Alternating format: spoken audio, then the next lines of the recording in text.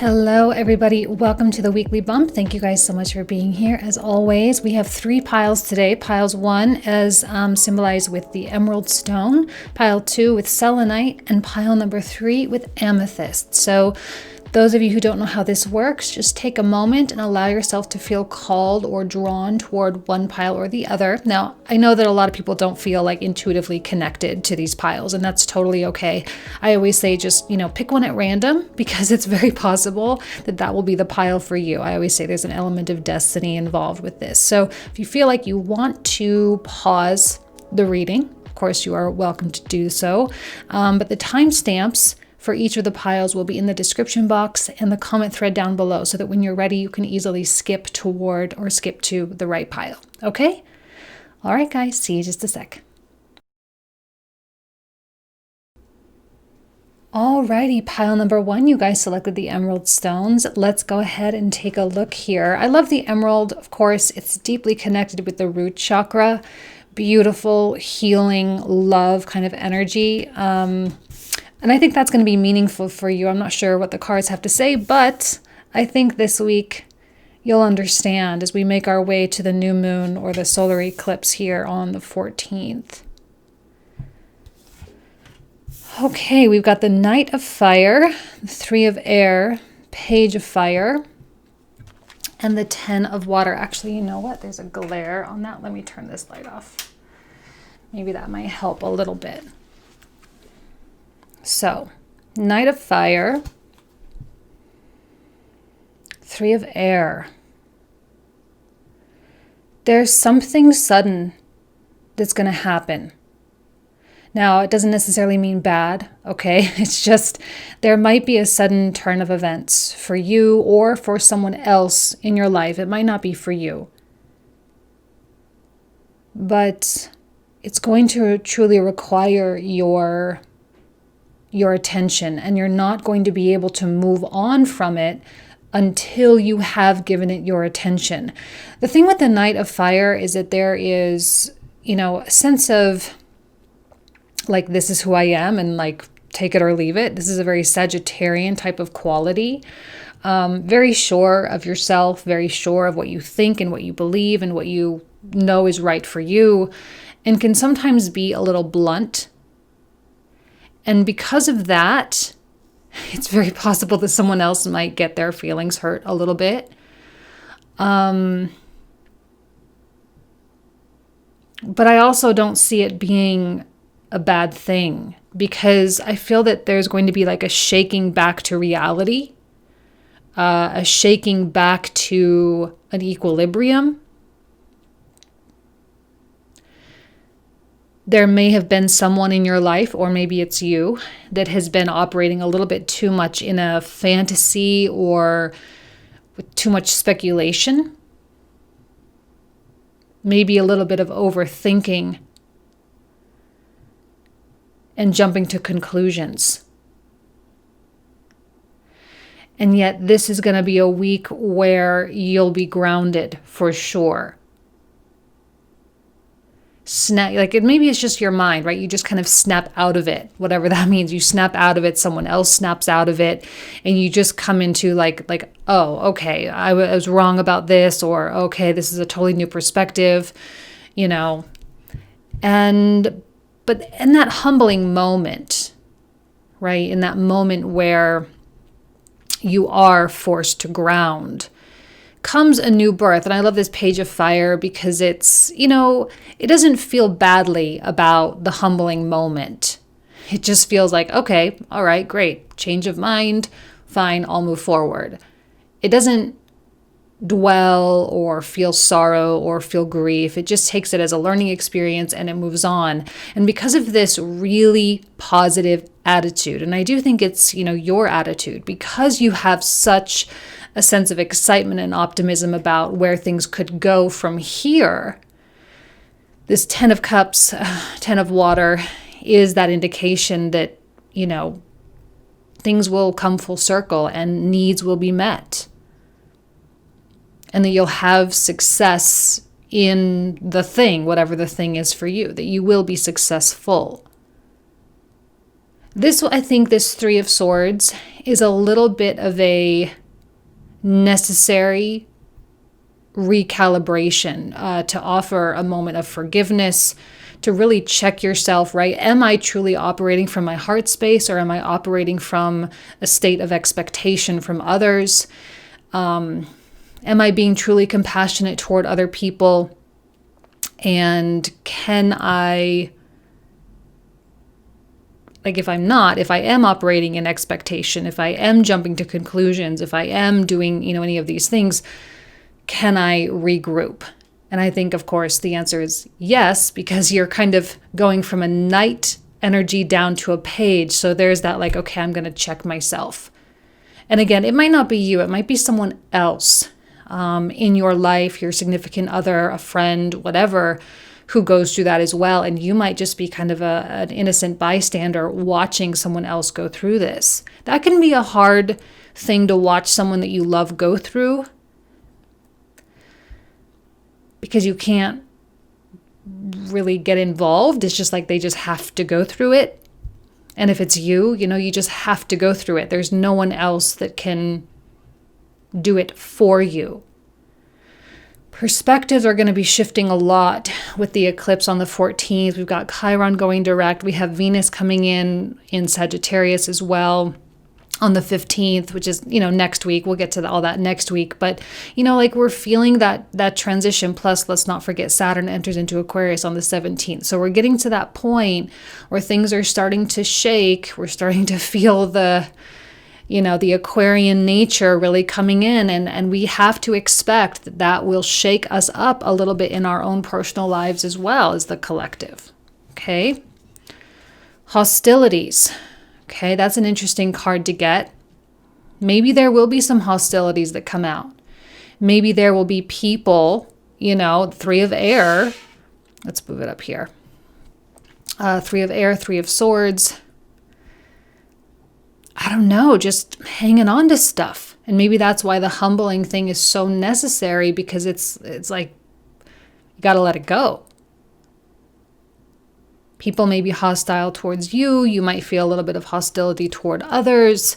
But the minute that you feel that hostility, the minute you feel that, because it's a very tense energy, right? It's like, the minute that you feel that, that's the indication of like, okay, I need to let something go. And I feel that this Three of Air is actually a softening of the mind and a strengthening of the heart. It's kind of twofold. You are softening your mind and you are strengthening your heart. Therefore, hostilities have no place. And I feel that those are the very things that are going to be let go during this humbling experience. Okay? Because I know that you want the best possible outcome for everything, right? You want the best possible for everyone involved. You want to see everyone that you love succeed. You don't want to see anyone get hurt.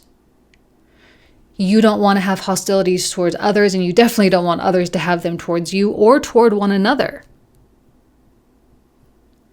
So as much as you're sort of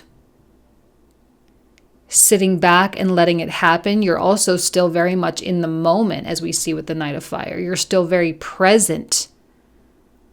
You're thinking things through carefully, but more than thinking, you are feeling your way through this and acting, because I don't see that there's any energy of dwelling or hanging on. So it's like, you know what? Something's coming up. I'm going to address it right now. Like today. Like, let's not schedule anything for later. Let's do it now. Okay? And I think that's for the best. The end of a tough cycle approaches, full moon in Capricorn. Okay? So that could be in a lot of different areas of your life, right? It could be your romantic life, your professional life, especially with the Capricorn energy. And that's just kind of the nature of the beast, right? We are coming into a flow after a pretty significant ebb, which was the whole of 2020, right? So, I know that we can feel an impatience. I know that we can feel a restlessness for sure, especially with the Page of Fire and the Knight of Fire, right? That fire energy, just wanting to burn, wanting to express itself, wanting to create, wanting to, go play with life a little bit. And so I think that's a good indication that, like, yeah, okay, things are over. Don't let pride get in your way. Yep, that's the humbling, right? I don't know how it's going to manifest. I really don't. I think it's going to be different for all of you. For some of you, it's going to be a very quiet experience, something that happens just in the privacy of your own heart. Others of you, it's going to be a very loud situation with someone else in your life. Maybe it's already happened, right? Maybe it happened during the eclipse. But now is not the time for pride. Now is a time for, self-reflection and being like, okay, well, if I'm wrong, then I'll just admit that I'm wrong. Or if it's not for me, then I just got to say that it's not for me. And your honesty, even if it hurts, if it's honest, it's the best. Okay? Oh, we have a Taurus. Oh, we have a Sagittarius energy too. So we have a Taurus energy, which of course is very stubborn. An interesting mix. Taurus and Sagittarius energy. This is such a strange combination, right? When we put these two energies together, first of all, it is fire and earth. But we have the stubbornness and the aggression of a bull. Now, there's a soft aspect to Taurus as well. However, actually, mostly Taurus energy is mostly soft and beautiful and gentle and elegant and luxurious, right? Mostly. But with this Three of Air, with the Knight kind of running into that Three of Swords, I think it's like bulldog attack, just like full on, let's just get after it. So you have that sort of workhorse Taurus energy, plus the high-mindedness of Sagittarius, the directness, the honesty of Sagittarius. I mean, this is an opportunity for you to get things fully out of the way, right? To start 2021 with no hindrances whatsoever. And I think that's a blessing. Hopefully you can see it that way. Like when you walk into a new... I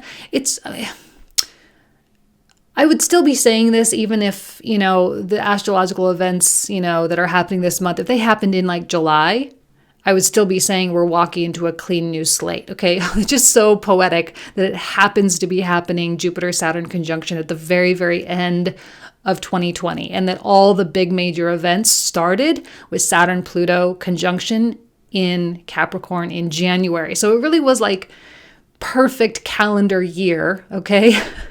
But we move into 2021 with a very, very new head on our shoulders, a whole new mindset, a whole new outlook. And it's not healthy. It's not good. I guess good is a word, quote unquote, good for us to continue keeping any lies alive. It's not good keeping any negativity or any hostility or any resentment alive. And this is an opportunity as we approach this final eclipse, okay? It's an opportunity for you to really, really let go. Don't let pride get in your way, right? Marguerite Porete. Sorry, I'm probably butchering that name, but the mystic of divine love, right? The emerald. Love is divine, and I am nothing except love. Love, of course, not necessarily meaning romantic love, although it could, but this is like love, like the love of the universe. And I feel this, like I say, the strengthening of the heart and the softening of the mind. Moving into 2021, as we make our way through the rest of December, I think your logic and your rationale are going to start taking a back seat to your intuition, which of course is driven by love. And I'm pretty sure you're going to start feeling that shift happen. When was the last time I danced freely? I love that. And I say dance right? Or this card says dance, but I think any physical activity is a really, really, healthy thing to be doing right now. Whether it's dancing or yoga or going to the gym, going for a walk, whatever, please do it. It gets you out of the mind, into the body. It gets you connected with yourself. And it does shed karma. That's why, in a lot of tribal cultures, they're dancing every night, drum beats every night, music every night, because it does shed karma. Okay, there's something deeply spiritual about that activity, okay? Oh my gosh. And then the final card, free from judgment, free to love. How beautiful is that? And I even like the green coloring here with the emerald. Free from judgment, free to love. So much hostility does come from judgment, doesn't it? Sometimes we don't realize how many judgments we're harboring until we start calling ourselves out on our own BS. We can sit here all day long and say, I'm the most non-judgmental person in the world, but then boom, something happens. Someone does something at the grocery store, someone cuts us off in the car, and we project so much judgment, right? Boom, there it is. It's so fast. It happens so quickly. And it's a very real process, one that I certainly haven't mastered, but, it's a work in progress. But, it's a real process of checking yourself before you hurl judgments toward others. And maybe that's what this Three of Swords really is going to be about, is a learning opportunity, a learning experience for you to learn how often judgments are cast and how imprisoned by those judgments you, in fact, actually are. Okay, really, really beautiful reading. It's a turning point, guys. Big month, big year, big final, grand finale here. I'm not saying 2021 won't also be eventful, but I just think 2020 pushed us really, really, really hard into ourselves. And now is an opportunity to truly reap the rewards and benefits of that push. Okay? All right, you guys, I love you. I wish you absolutely nothing but the best. Have an amazing week, and I'll see you guys soon. Take care. Bye-bye. All right, pile number 2, you guys selected the Selenite. Let's go ahead and get started. All right, we have Page of Air, 7 of Earth, Release, and 4 of Earth. Okay. The 4 of Earth and the 7 of Earth, those are really, really interesting cards to get. And I say interesting because they do indicate pause or hesitation or resistance. They signify allowance, right? Allowing things to grow, allowing things to percolate. They both exhibit a little bit of caution, and not in a risk-averse type of way, but more so in a I'm not quite sure what my intuition is saying kind of way. And so you're just kind of in that period of waiting until you have that clarity. The thing I love about the Page of Air, like the Page of Swords, right, is that there is this quality of excitement.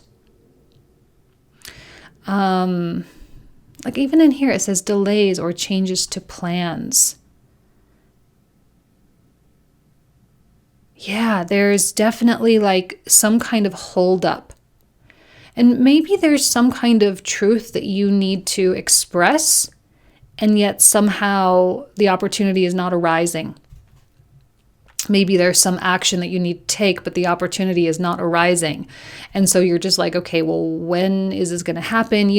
This release is a very, very important card, okay? Because you're releasing your control over the situation. You're relinquishing your control and placing faith in something bigger than yourself. Of course, we know how difficult that is and how hard that can be, but it's also important at certain times in our life when we say, you know what, No matter what I do, no matter what I try, the opportunity is not coming. So let me just sit back and maybe reevaluate myself a little bit. And maybe it's not even that. Maybe it's just relax. Maybe that's all it is. Maybe it's not to reevaluate so much as it is to relax. But Seven of Earth, like, you've planted really, really, really good seeds.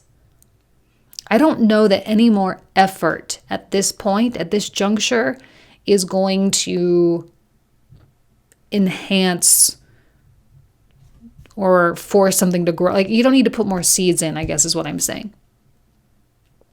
You might be worrying unnecessarily at this point. So if you're feeling worried and there's not a lot you can do to really control it, then I highly recommend releasing or being at least conscious. Sometimes we still like feel that, oh, I want to control it. But, you know, the consciousness of your desire to control, I think, is enough at this point.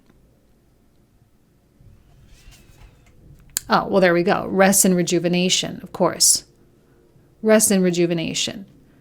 Release and rest. You've worked hard. I know you have. And this page of air can be impatient a lot of times. It can feel quite scattered at times. And of course, we do have, the Gemini Sagittarian eclipses. Of course, these are mutable energies. So of course, the energy is going to be scattered. Of course, the energy is going to be all over the place. I think we're all feeling that a little bit. Not to mention, we have Saturn moving into Aquarius, which of course is a big deal.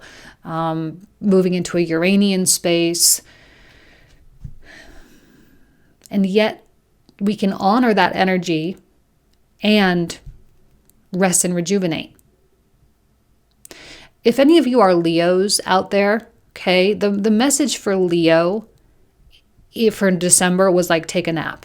So if you're a Leo, this is going to be especially true. All right, just saying. Also maybe for Virgos out there too, with Leo in the 12th. So let's see what else. Conclusions are within reach, of course. You can't force the conclusions to come. You can't force the ends to occur, but you can be patient and wait for them. It's kind of like a mathematician who racks his brain day in, day out, over and over on the, chalkboard, walls and walls of chalkboards with all of the formulas and everything written all over, but he can't figure it out. And then all of a sudden one day he's at the grocery store and then boom, it just comes to him, right? It's kind of like that. Conclusions are within reach, but they're not within your control. So the answers that you seek are coming, but there is nothing you can do to make them come faster.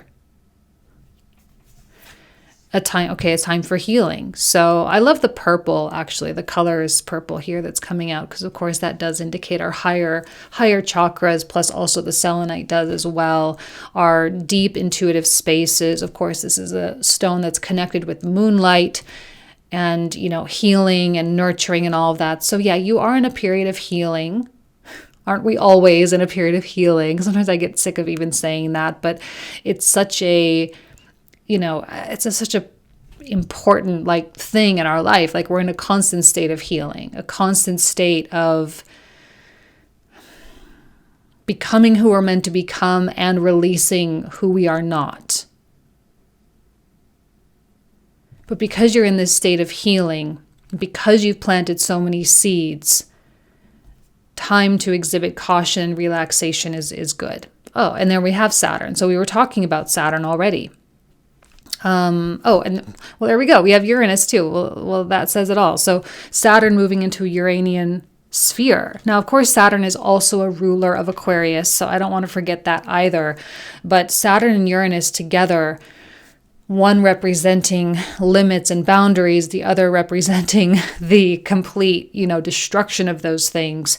We have to acknowledge that both things are happening simultaneously. You have done, clearly, a lot of work. Clearly, Seven of Earth. Clearly, you have planted a lot of seeds. And Saturn, the ruler of time, is saying, be still, my child. Please, please, please be still. Have faith and trust. And Uranus is, of course, creating that, maybe we can call it a little bit of a hyperactive consciousness, very active mind, page of air, right? A lot of thoughts running through your mind. Maybe there's a lot of speculation. Maybe there's even a lot of, jumping to conclusions, making assumptions, especially when it comes to like, well, how does someone feel about this? What is someone thinking? When it has anything to do with anybody else, that is a time where you really, really are going to need to check yourself here, because those kinds of assumptions, that kind of speculation is probably going to prove you wrong. Okay? There's something, I kind of want to say the word ominous, but that's such a negative word. But like, in the movies when it's like a space movie, that sound that they always have when they're showing space itself or the spacecraft or the planet that they're approaching, and it's kind of like this deep woo kind of sound. That's the feeling that I'm getting. I'm getting that sound from this Saturn card, that there is something building. There is something very, very below the surface. You cannot see, you cannot hear, you cannot perceive, and yet there is still very much a feeling. I'm almost seeing pile number 2 stepping into the bystander role, right? This is very much standing into the witness, standing into the awareness, being fully and entirely. I mean, when we look at this image here, we have, a very powerful meditation going on, right? We have this man who's just like surrounded by swirls of energy. This is what happens when you are truly in that witness space, in that bystander space. You've done the work, and now you release the power. This is true magic. And of course, Saturn is the alchemist. That's his whole gig. That's his whole role, is to bring things into the material realm. You are, wow, this reading is unfolding really beautifully. You are creating magic. This is what real magic, what real alchemy is really all about, is exactly what you're doing. I think you know it. Right? I think you know what you're doing. And the thing that's so beautiful is this might be the first time that you're doing it consciously. And that's incredible too. It's a graduation. You've definitely graduated.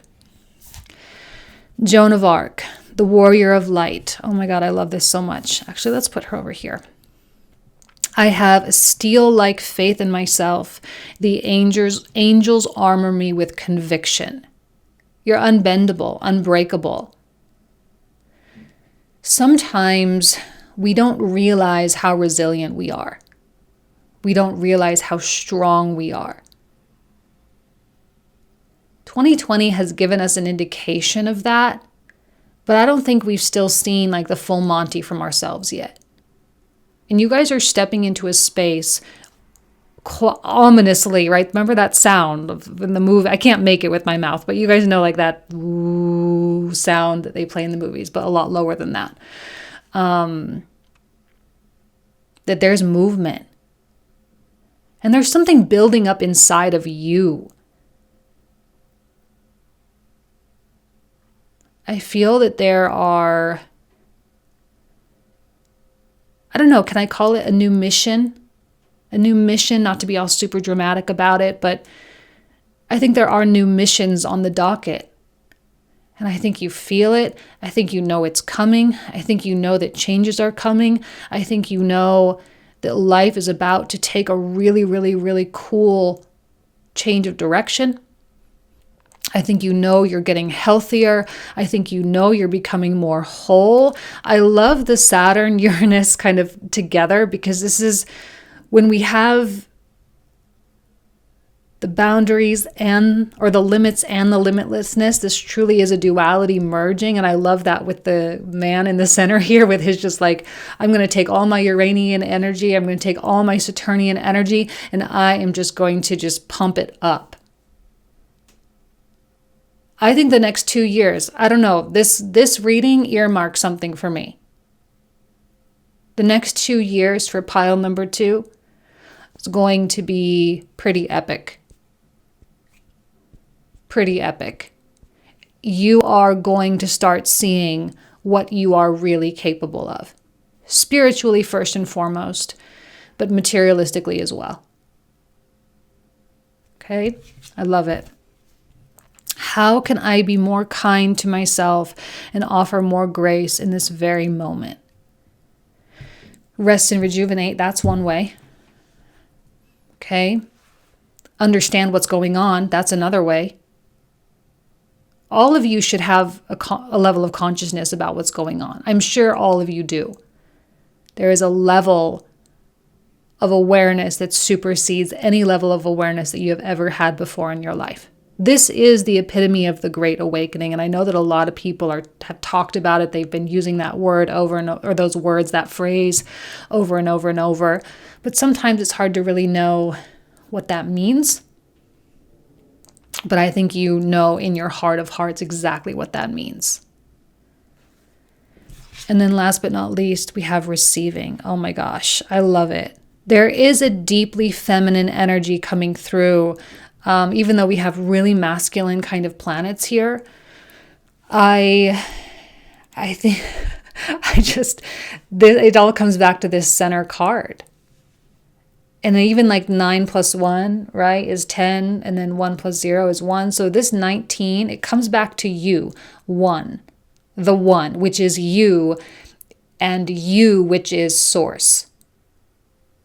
And it all connects, the 1 within the 1 within the 1 within the 1, and so far and beyond.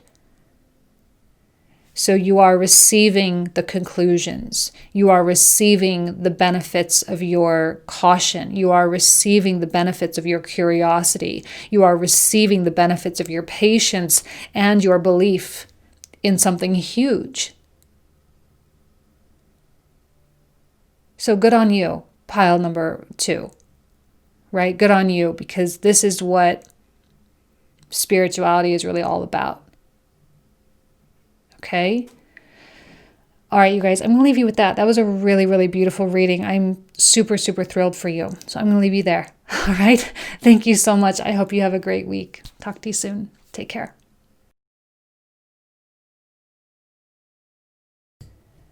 Okay, pile number 3, you guys selected the Amethyst. Let's go ahead and see what comes through for you guys. Okay, we have the Hermit, 8 of Air, the Magician, and the 6 of Fire. So, what exactly are you afraid of? I actually love when the Hermit and the Magician come out together, because this is like the spiritual, alchemical process of creation, but this is the wisdom of knowing how to use it. Right? The thing that too with the wisdom aspect of the Hermit is the Hermit rarely uses the Magician power to manifest frivolous things. Like a new car. Like that's great, but the Hermit transcends that. He transcends the need for, I'm not saying you guys might not need a car or like a new home or whatever. And that's all, you can definitely do that. But there's something higher level about these cards. Plus, not to mention that is the Amethyst stone, which of course is, heightened awareness, and it's the top tier chakras here, which means you're operating in a higher vibration. If this was a red stone, I'd say like, yeah, by all means, like manifest the car or the house or the job or whatever. But there's something more grand, right? Something bigger. But with the 8 of Air, I do see you feeling trapped by the vision. You feel limited by the vision itself. Perhaps there is a feeling that maybe you don't qualify, right? We always say, oh, we're not good enough. We have deep insecurities about X, Y, and Z, or oh, well, I'm still dealing with this trauma and I need to spend all my time healing first before I can really move in that space, And of course, we know at the same time that that illusion of being trapped or limited is just that. It is an illusion. You can't have an illusion and the hermit not know that it's an illusion, and that's what makes it kind of tough. When you have something that you are propagating, propping up, continuing to uphold, and also knowing that it's a farce at the same time. You're in a state of being completely unable to lie to yourself. Completely unable.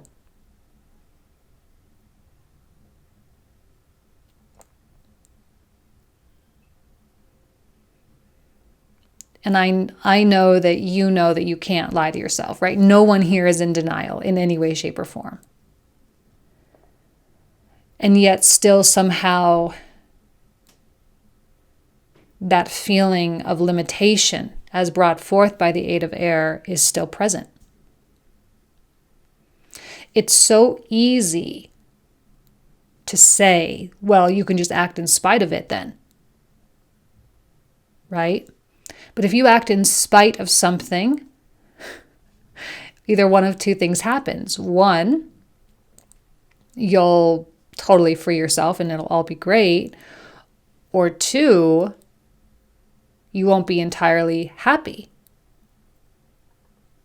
Right? It's like a person who is afraid of commitment, but says, you know what, I recognize that I'm afraid of commitment. I'm afraid of X, Y, and Z, afraid of getting hurt, blah, blah, blah. But I'm still going to do it anyway. So they commit, but then it's a half-assed kind of commitment because they still have that fear present. So I see you toggling between a couple things, right? I see that there's a big dream on the table or a big something. And again, it's not small. This is amethyst level type of stuff. This is hoping for peace or hoping for some kind of a freedom or whatever it is. It's not small, petty, minuscule material things. Okay? Now you can still be doing that, but that's not what this reading is about. Probably just one big thing, one big goal that you have in your life. And you might be struggling a little bit with letting go of who you have always been.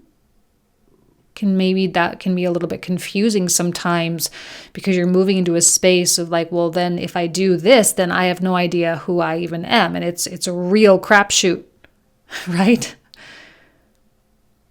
And yet, of course, the hermit is always high-level wisdom. It's a reminder to meditate. It's a reminder that this process in and of itself is a method of self-discovery. It's a reminder that you're ready. And the awareness itself is the indication that you are, in fact, ready.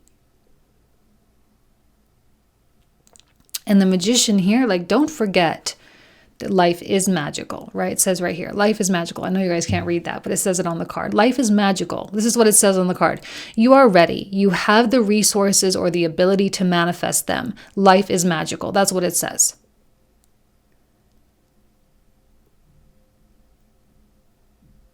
So all of the talk, right? All of the narratives that you have in your mind right now, I know that you know that it's just a bunch of BS. And the good news is, Six of Fire, right? Card of success, a card of victory, is that you will likely succeed in the big thing that you are hoping to manifest for yourself.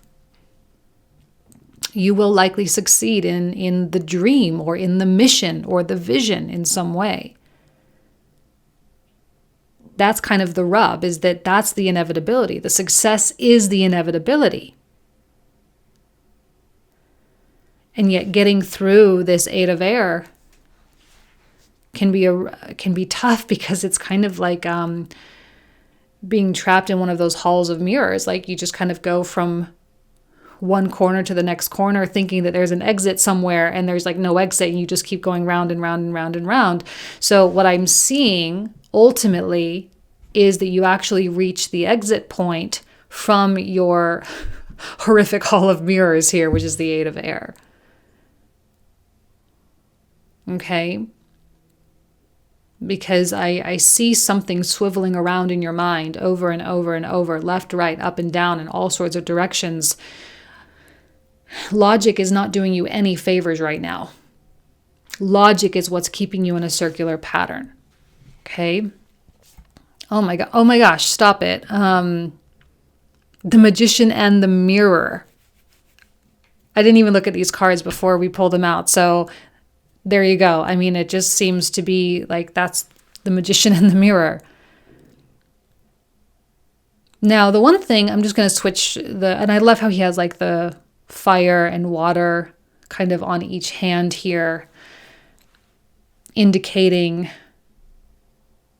our dualistic nature, indicating our wholeness, indicating our spirituality and our physicality.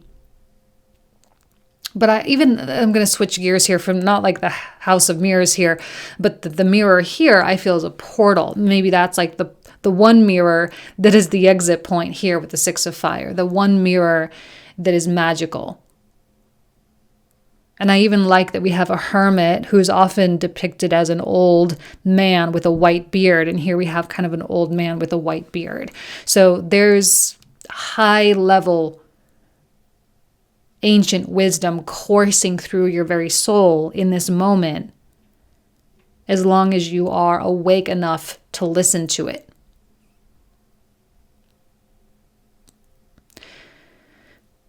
This is an opportunity for you to walk in truth. You know, like there are so many things all over on social media and, you know, so many articles and like we see it all the time. Oh, don't forget you're a goddess. Don't forget you're this. Don't forget you're divine. Don't forget you are made of the stuff of the universe and the abundance of the universe is yours and da da da da. And like on an intellectual level, we're all like, yeah, okay, I can see that, you know, but how many of us truly feel it? How many of us truly feel that the abundance of the universe can be channeled through our very being? Right? And I think maybe that's a part of the limitation here with the Eight of Air, is that we just don't feel it. We can tell ourselves and convince ourselves over and over and over, but this is a time when I think the switch sort of clicks. This is a time when we step into that true and absolute inherent understanding. Because that's really what the hermit represents, is inherent understanding. So let's see what else comes out. Bring love into the situation. Now, this card, it's a new moon in Aquarius energy. So I don't see it necessarily as romantic love. Okay. Although it could be, you know, it definitely could be, but I don't always see that. I see it more as just love. Love of the experience of life, love of breathing, love of waking up in the morning. You know, in a way, it's almost mundane. It's so big, so huge, and also mundane at the same time. And finding the big stuff in the small things. Then we have adjustments are required. Yes, for sure, adjustments are required. Because if you don't want to stay trapped here, you are going to have to, you're going to have to try to find that portal, right? You're going to have to try to find the exit. The awareness that the exit exists, the faith that you will find the exit, and the faith that you ultimately can manifest that thing that I know that you are hoping to manifest.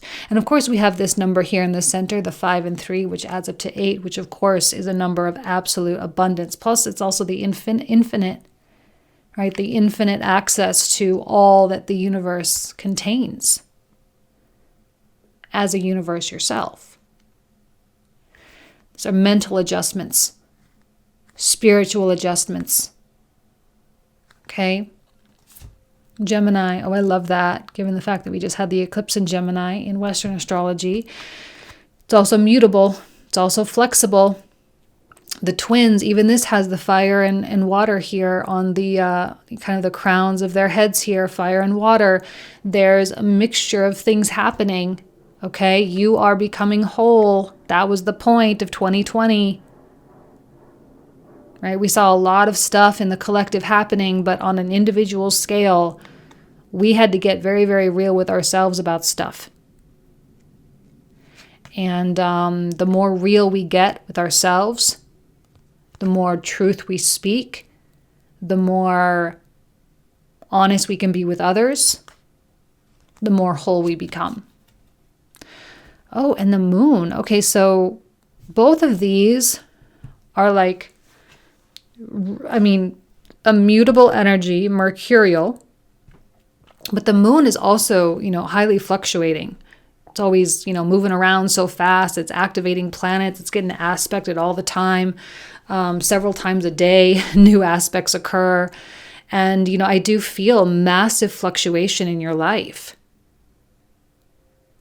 And maybe, there's just kind of a little bit of a scattered energy going on for you right now. And it's more about harnessing or accepting it rather than feeling frustrated by it. Okay, I'm not sure how to pronounce her name.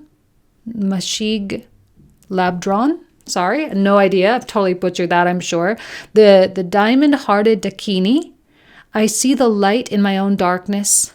I face my ego beliefs to feel free. That's what these are.